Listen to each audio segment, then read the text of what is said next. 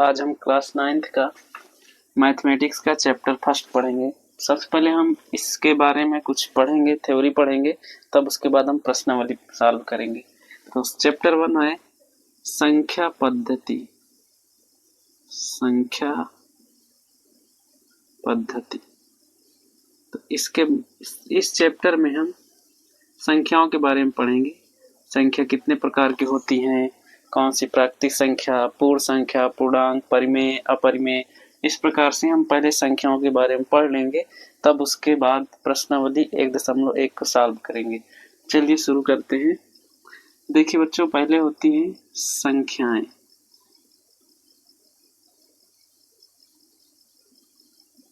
ये संख्याएं। अब इन संख्याओं को हम दो प्रकार से बांट देते हैं। सभी संख्याएं, एक होती है वास्तविक संख्याएं, जिसे कहते हैं रियल नंबर्स, और दूसरी होती है काल्पनिक संख्याएं।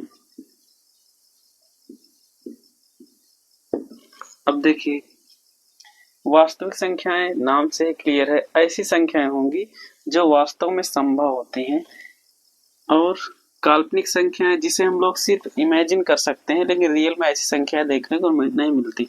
सबसे पहले हम काल्पनिक संख्याओं को देख लेते हैं। जैसे कोई संख्या ऐसे आ जाए, रूट के अंदर माइनस में आ जाए। अब जानते हैं हम लोग, रूट के अंदर अगर कोई संख्या निगेटिव में आ जाती है तो इसको हम बाहर नहीं निकाल पाते, रूट के बाहर इसको हम नहीं सॉल्व कर पाते हैं। इस तरीके की जितनी भी संख्याएं आ जाएंगी, माइनस लगी वाली संख्याएं, इस तरीके की जितनी भी संख्याएं हैं, सब काल्पनिक संख्याएं कहलाती हैं। अब देखिए वास्तविक संख्याएं।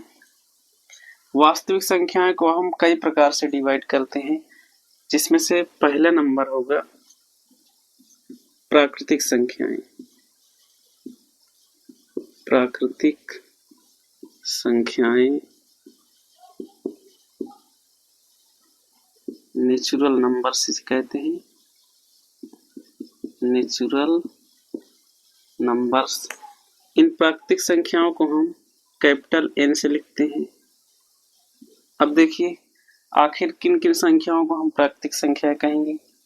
तो देखिए, किसी भी वस्तु को अगर हम गिनते हैं तो हम लोग 1 से स्टार्ट करते हैं।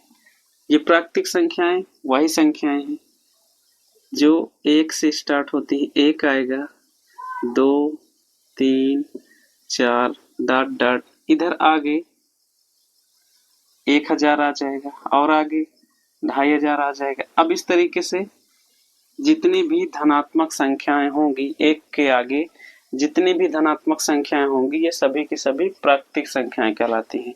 अब देखिए, एक डाउट यहाँ पर हो सकता है। यहाँ पर देखिए, 1 के आगे गिनती लिखते हैं तो 1000 आता है, 1000 में शून्य भी आता है। अगर ये 2500 आया है, इसमें शून्य आता है, लेकिन यहाँ पर देखिए कहीं अकेले शून्य नहीं आया है। तो इसका मतलब क्या है, अगर शून्य अकेले आएगा तो वो प्राकृतिक संख्या नहीं है, लेकिन अगर किसी संख्या के दूसरे अंक के साथ आएगा, जैसे 1000 आया है, 2500 आया है, इस तरीके की ये संख्याएं जितनी होंगी, ये प्राकृतिक संख्याएं होंगी। अगर ये कह दिया जाए कि शून्य अकेले आ जाए, क्या ये प्राकृतिक संख्या है, तो ये प्राकृतिक संख्या नहीं होगी। इस बात का याद रखना। अब देखिए, ये प्राकृतिक संख्याएं, 1 के आगे जितनी भी धनात्मक संख्याएं, ये सारी की सारी प्राकृतिक संख्याएं। अब देखिए, दूसरा नंबर क्या है, पूर्ण संख्याएं।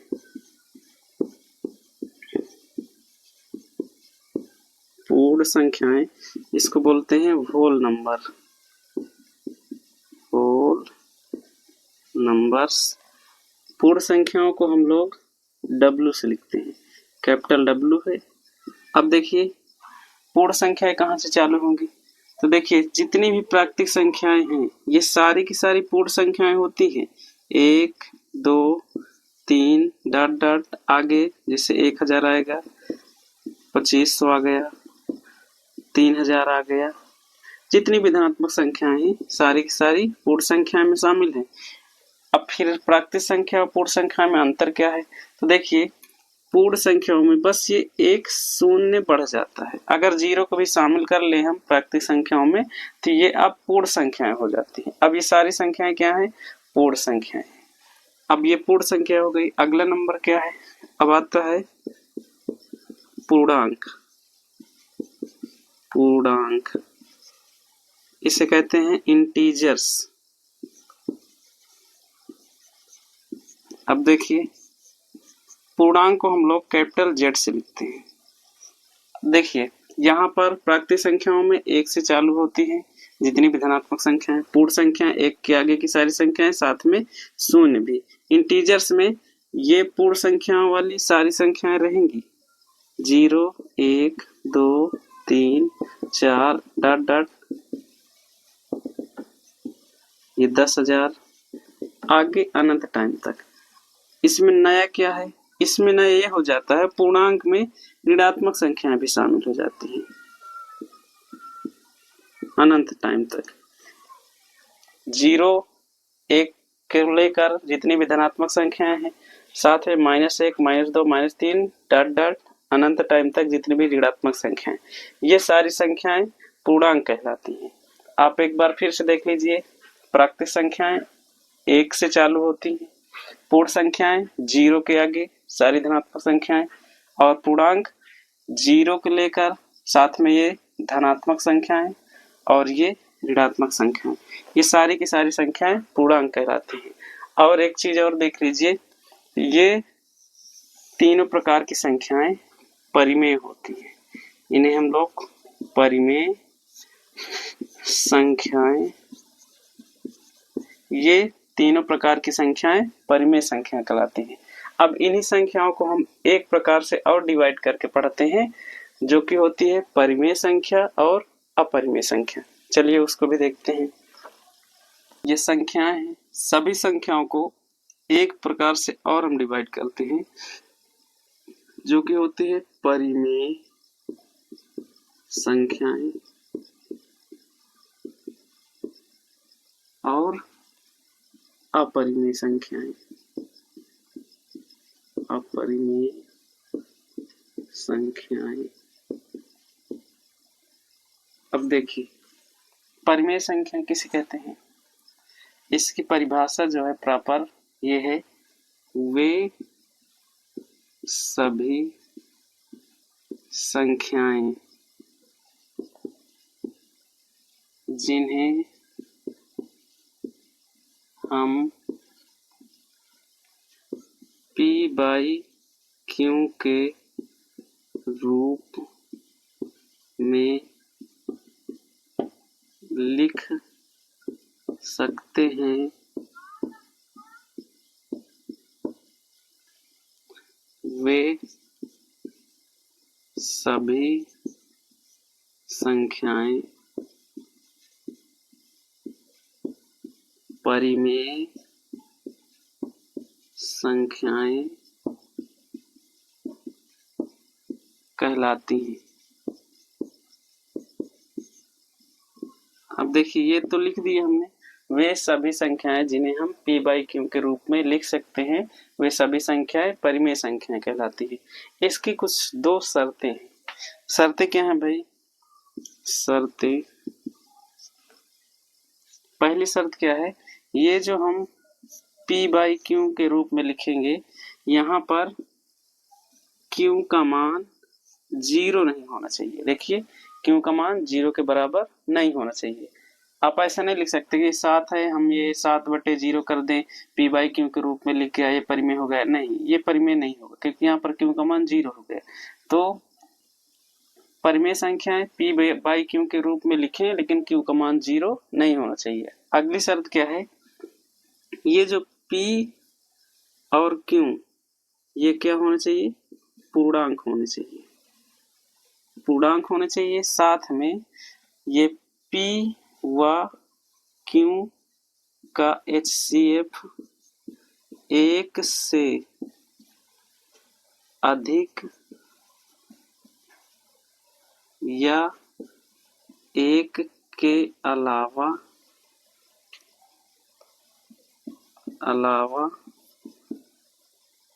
कुछ और नहीं होना चाहिए।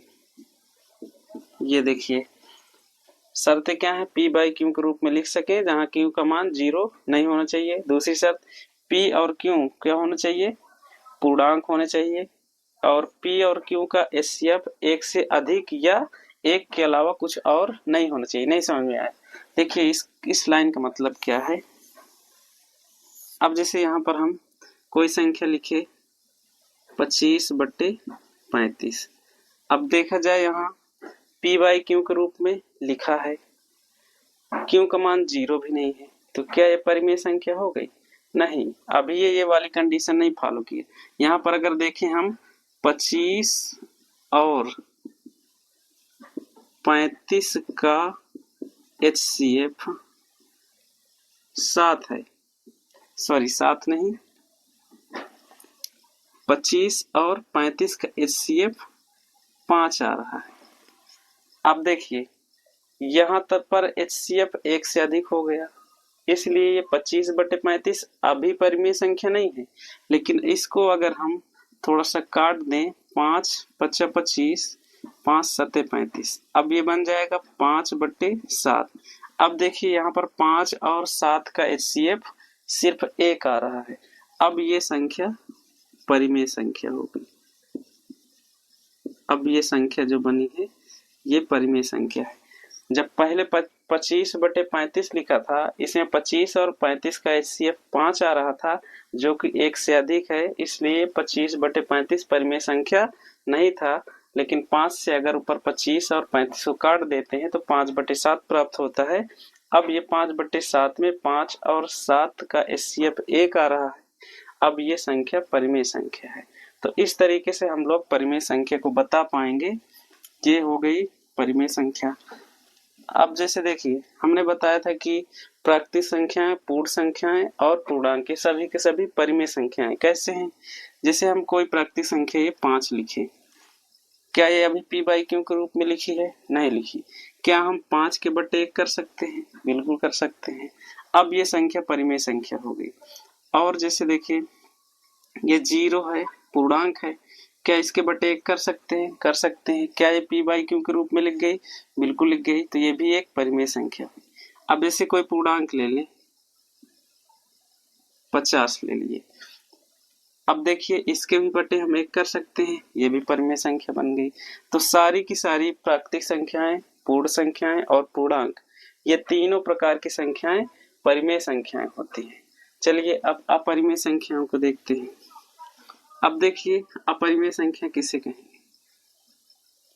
ये परिभाषा है परिमेय की, इसी का जस्ट उल्टा अपरिमेय संख्या हो जाएगी। जैसे वे सभी संख्याएं जिन्हें हम पी बाई क्यू के रूप में नहीं लिख सकते, वे सभी संख्याएं अपरिमेय संख्याएं कहलाएंगी।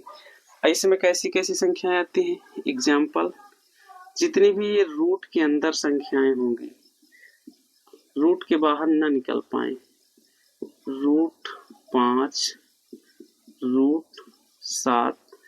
अब देखिए √2 बाहर प्रॉपर रूप से नहीं निकल पाता, ये अपरिमेय संख्या है। इसी प्रकार √3 भी नहीं निकल पाता, और इसी प्रकार √5, √7, √11, √13, ये सारी की सारी संख्याएं अपरिमेय संख्या कहलाती हैं। अब देखिए आंख बंद करके कभी हमें ऐसे नहीं बता देना है। अब जैसे हम ये कह दे कि √25, तुमने रूट देखा सीधे बोल दिए अपरिमेय, ऐसा नहीं है। √25 को हम लोग सॉल्व करके यहाँ बाहर 5 निकाल सकते हैं, और जो कि 5 एक परिमेय संख्या होगी। पहले हमको देखना है कि क्या वो रूट के बाहर वाकई नहीं निकल पाएगी, तभी हम डिसाइड करेंगे कि संख्या परिमेय है कि अपरिमेय। अब जैसे देखिए यहाँ पर √64 है, 64 तो बाहर निकल जाएगा, तो ये परिमेय हो गया, ये भी परिमेय है। इन संख्याओं को देखो, अगर √2 इधर ये 2 रूट के बाहर नहीं निकल पाता, निकालते हैं हम लोग काम चलाने के लिए। जैसे ये √2 है, इसका मान हम 1.414 जो लिख लेते हैं, प्रॉपर ये निकलता नहीं है, इसके आगे ढेर सारा है, बहुत सारे अंक होते हैं। ये √3 है, इसका मान हम 1.732 ले लेते हैं, इसके आगे भी ढेर सारा मान होता है। अब ये बताइए क्या इसको हम पी बाई क्यू के रूप में लिख सकते हैं? नहीं लिख सकते। जैसे देखिए अगर हमारे पास कोई संख्या 2.4 है, इसको तो हम दशमलव हटाएंगे तो ऊपर 24 बन जाता है, नीचे एक 0 मिल जाता है। इसको हल करेंगे तो ये 12 हो जाएगा, 2 से कटेगा, ये 5 हो जाएगा। अब देखिए ये 12/5 जो कि परिमेय संख्या हो जाएगी। लेकिन अगर ये बताइए इसके आगे 1.414 आगे ढेर सारे अंक हैं। अब इसमें बताइए दशमलव हटा के हम लोग ढेर सारे अंक इसके आगे हैं, कितने 0 लगाएं?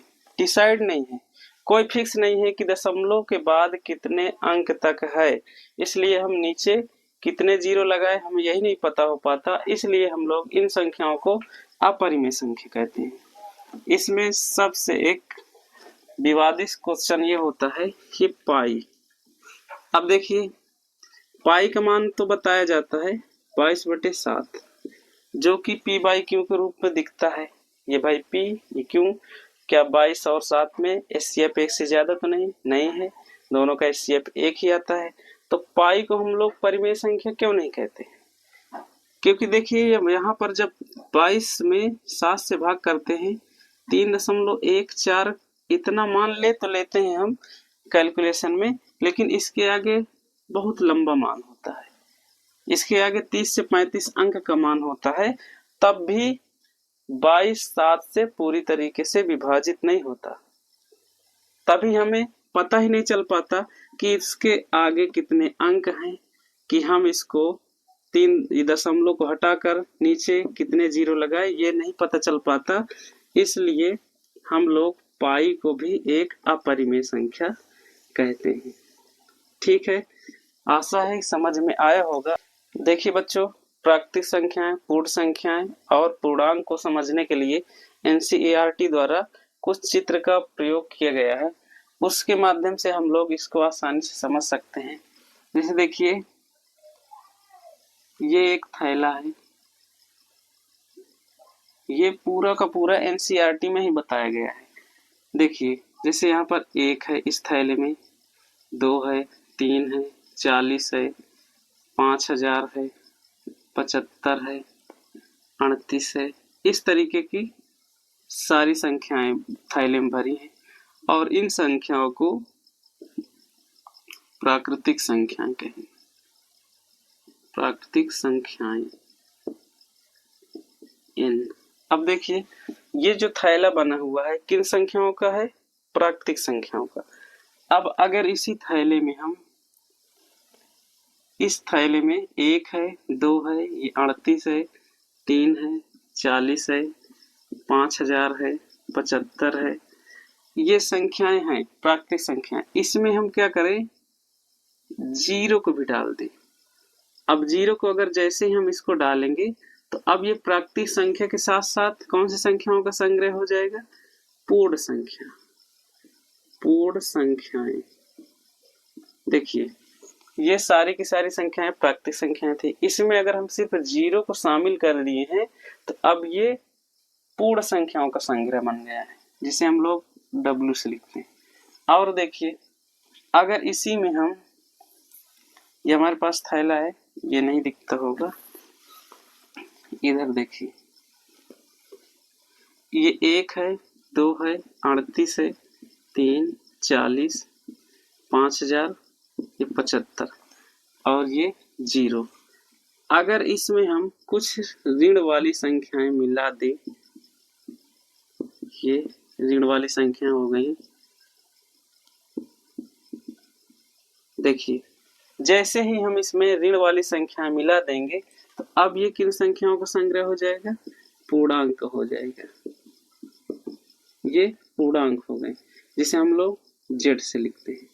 देखिए फिर से ये कोई थैला है, इसमें सारी की सारी धनात्मक संख्याएं भरी हुई हैं, तो ये प्राकृतिक संख्याओं का संग्रह हुआ। फिर इसमें जैसे ही हम 0 मिला दिए तो ये पूर्ण संख्याओं का संग्रह हो गया।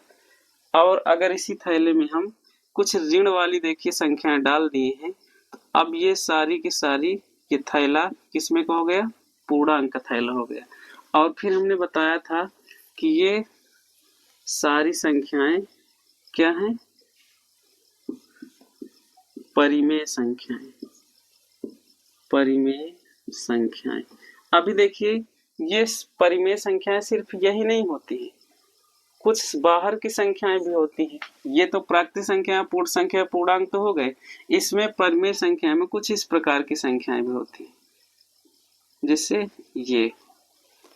ये हो गई 1000/7 हो गया, 7/100 हो गया, 3000/7 हो गया। कुछ इस प्रकार की संख्याएं भी होंगी।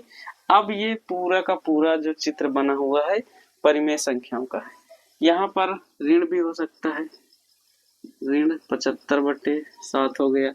अब ये जितनी भी संख्याएं हैं ये सारी की सारी संख्याएं परिमेय संख्याएं। परिमेय संख्याएं आपने देख लिया क्या होती है, प्राकृतिक संख्याएं, पूर्ण संख्या, पूर्णांक, सारी की सारी परिमेय संख्याएं हैं। और साथ में कुछ 62/7, 1000/7, 7/100, -3000/7, इस प्रकार की जितनी भी संख्याएं हैं इन सभी को अगर मिला लिया जाए तो ये बन जाती है परिमेय संख्याएं। आशो अब हम प्रश्नावली 1.1 का पहला क्वेश्चन पढ़ते हैं। क्या 0 एक परिमेय संख्या है? क्या इसे आप p/q के रूप में लिख सकते हैं, जहां p और q पूर्णांक है और q 0 के बराबर नहीं है? तो सबसे पहले तो ये पूछा है क्या 0 एक परिमेय संख्या है, तो इसके उत्तर में क्या लिख दें? हाँ, 0 एक परिमेय संख्या है। अब इसको हम देखते हैं कैसे परिमेय संख्या है। तो चलिए, ये हमारे पास 0 है, क्या इसे p/q के रूप में लिखने की बात कर रहा है? तो बताइए क्या 0 के नीचे हम 1 लिख सकते हैं? बिल्कुल लिख सकते हैं। तो ये 0/1 हो गया, ये परिमेय संख्या के रूप में लिख गया। अब देखिए कह रहा है क्या इसे आप p/q के रूप में लिख सकते हैं? हाँ बिल्कुल लिख सकते हैं, 0/1 लिख सकते हैं। जहां p और q पूर्णांक है, देखिए 0 भी एक पूर्णांक है और 1 भी एक पूर्णांक ही है, तो p और q दोनों पूर्णांक हो गए। और कह रहा है q 0 के बराबर, देखिए ये क्यों है, क्यों 0 तो नहीं है, नहीं है, तो हम लोग उत्तर दे सकते हैं हाँ 0 एक परिमेय संख्या है। तो इसको थोड़ा सा लिख देते हैं, हाँ 0 एक परिमेय संख्या है,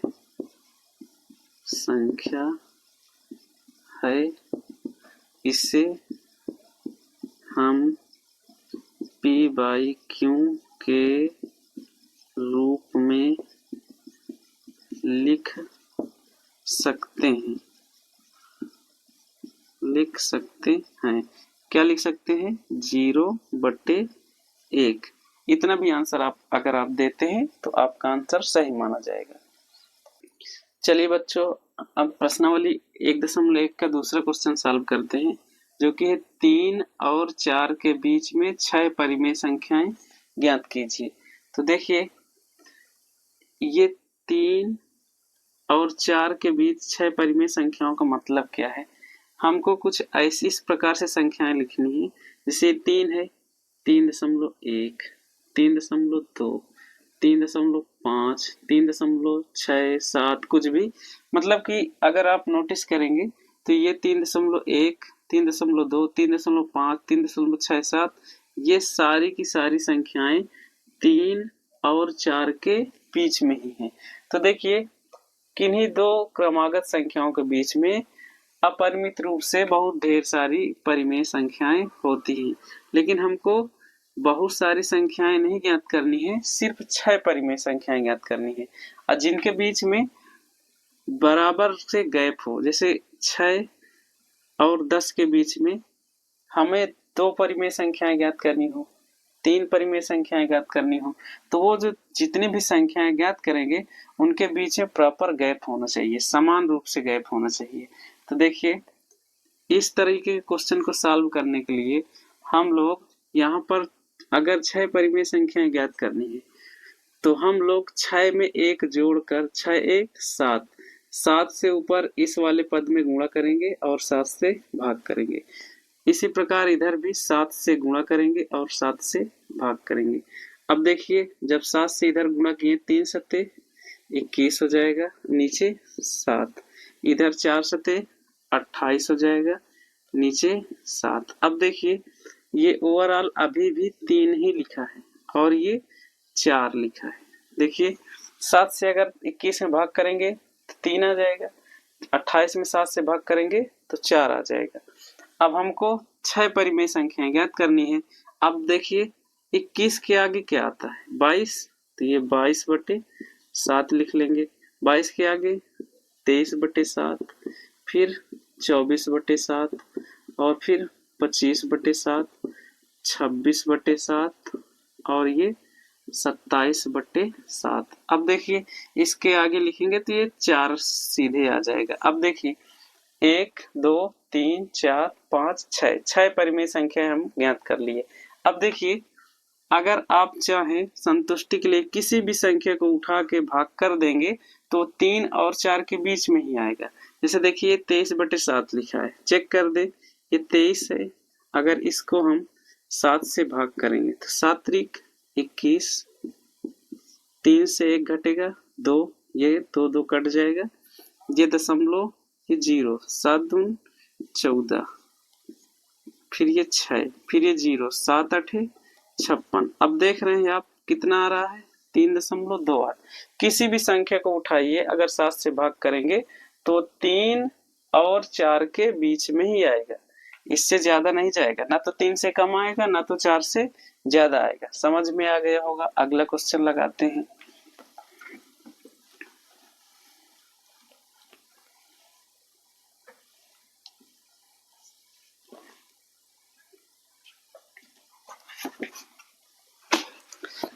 अगला क्वेश्चन है, देखिए 3/5 और 4/5 के बीच 5 परिमेय संख्याएं ज्ञात कीजिए।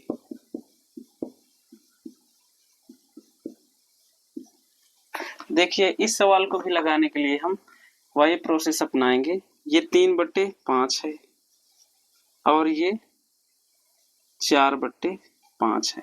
इसमें हमें कितनी संख्याएं ज्ञात करनी है, 5 संख्याएं।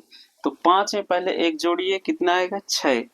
तो हम लोग ऊपर 6 से गुणा और ये 6 से भाग करेंगे, इसमें भी 6 से गुणा और 6 से भाग करेंगे। तो अब देखिए कितना हो जाएगा, 6 18 हो जाएगा, नीचे 5 छक्का 30 हो जाएगा, इधर 4 छंग 24, 5 छक्के 30। ये हमारे पास ये संख्या हो गई और इन्हीं दोनों के बीच में हमें 5 परिमेय संख्याएं ज्ञात करनी है। अब देखिए 18 के आगे क्या आएगा, 19 आएगा, 19/30 लिखेंगे। 19 के आगे 20/30, फिर 21/30, फिर 22/30 और ये 23/30। अब देखिए 1 2 3 4 5, इसके आगे जाएंगे तो तुरंत ये 24/30 आ जाएगा। तो इनको भी अगर आप किसी भी संख्या को उठाकर भाग करेंगे तो उसका मान 3/5 और 4/5 के बीच में ही आएगा। ये क्वेश्चन विशाल बच्चों चौथा क्वेश्चन है, सत्य तथा असत्य के साथ कारण देकर हमें उत्तर देना है। ये क्वेश्चन दिए गए हैं। पहला क्वेश्चन है, प्रत्येक प्राकृतिक संख्या पूर्ण संख्या होती है। अब बताइए, हमने बताया था प्राकृतिक संख्याएं 1 से स्टार्ट होती हैं, 1 2 3 4 5 6 ऐसे अनंत टाइम तक, और पूर्ण संख्याएं 0 से स्टार्ट होती हैं और सारी की सारी प्राकृतिक संख्या पूर्ण संख्याओं में होती हैं। मैंने थैला बनाया था, उसमें आप लोग देखे होंगे। तो इसमें का उत्तर क्या हो जाएगा, कह रहा है प्रत्येक प्राकृतिक संख्या पूर्ण संख्या होती है, तो उत्तर लिखेंगे हाँ। ये तो आंसर हो गया। कारण क्या है, चूंकि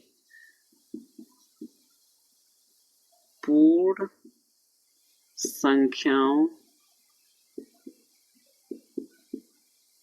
के संग्रह में सभी प्राकृत संख्याएं शामिल होती हैं। तो ये हमारे पास पहले का आंसर हो गया। अब देखिए दूसरा क्वेश्चन है, प्रत्येक पूर्णांक एक पूर्ण संख्या होती है। अब देखिए पूर्णांक क्या होता है, पूर्णांक आप लोगों को हमने बताया कि 0 भी आता है, 1 आता है, 2 आता है, 3 आता है, सारी की सारी धनात्मक संख्याएं, और साथ में -1, -2, -3 इस तरीके से सारी की सारी ऋणात्मक संख्याएं भी आती हैं।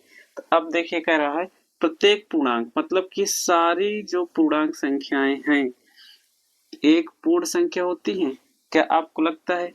ऐसा नहीं होता है। क्यों? क्योंकि पूर्ण संख्याएं सिर्फ 0 और सारी की सारी धनात्मक संख्याएं होती हैं, ऋणात्मक संख्याएं नहीं होती हैं।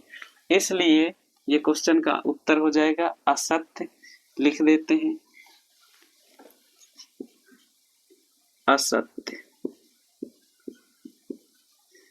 कारण में लिख देते हैं चूंकि देखिए कह रहा प्रत्येक पूर्णांक एक पूर्ण संख्या होती है। असत्य बात है। क्यों? चूंकि पूर्णांक में धनात्मक, ऋणात्मक तथा शून्य शामिल होता है किंतु पूर्ण संख्याओं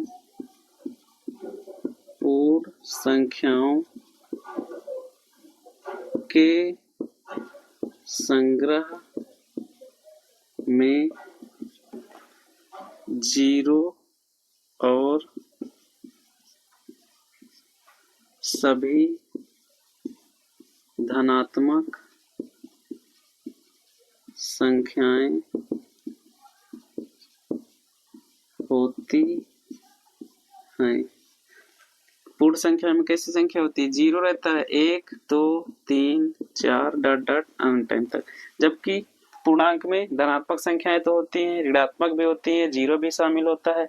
इसलिए प्रत्येक पूर्णांक एक पूर्ण संख्या नहीं होता। इसी का अगर उल्टा क्वेश्चन होता, क्या प्रत्येक पूर्ण संख्या पूर्णांक होता है, तो उत्तर हो जाता हाँ, प्रत्येक पूर्ण संख्या एक पूर्णांक होता है। तो ये क्वेश्चन का आंसर भी हो गया। अब अगला क्वेश्चन देखिए, प्रत्येक परिमेय संख्या एक पूर्ण संख्या होती है।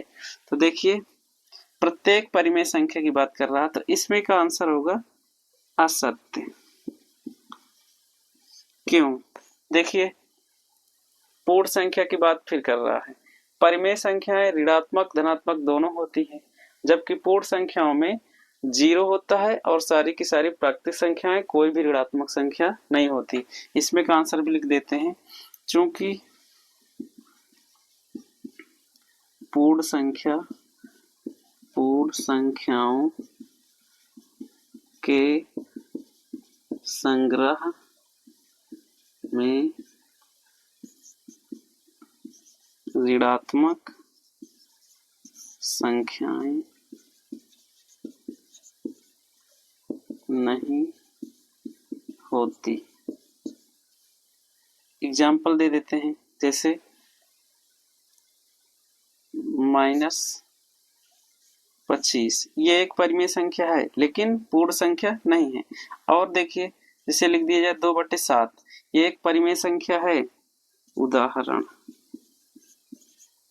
2/7 एक परिमेय संख्या है जबकि पूर्ण संख्या नहीं है। तो इस प्रकार से देखिए हमने ये चौथा क्वेश्चन के सारे प्रश्नों के उत्तर कार्यसारणी दे चुके हैं। आशा है आपको समझ में आया होगा। अगर आपको समझ में आता है तो मेरे सारे लेक्चर्स को देखते रहिए, आपको कहीं भी कोचिंग पढ़ने की जरूरत नहीं पड़ेगी। मैं सारे के सारे क्वेश्चन के आंसर ऐसे ही बोर्ड पर लगाता जाऊंगा और आप लोग लेक्चर को लगातार देखते रहिए, छोड़ना नहीं है। जितने भी लेक्चर्स आते हैं यूट्यूब पर, आपको सारे के सारे क्वेश्चन यहीं पर सॉल्व करवाए जाएंगे, कहीं भी आपको कोचिंग पढ़ने की जरूरत नहीं पड़ेगी।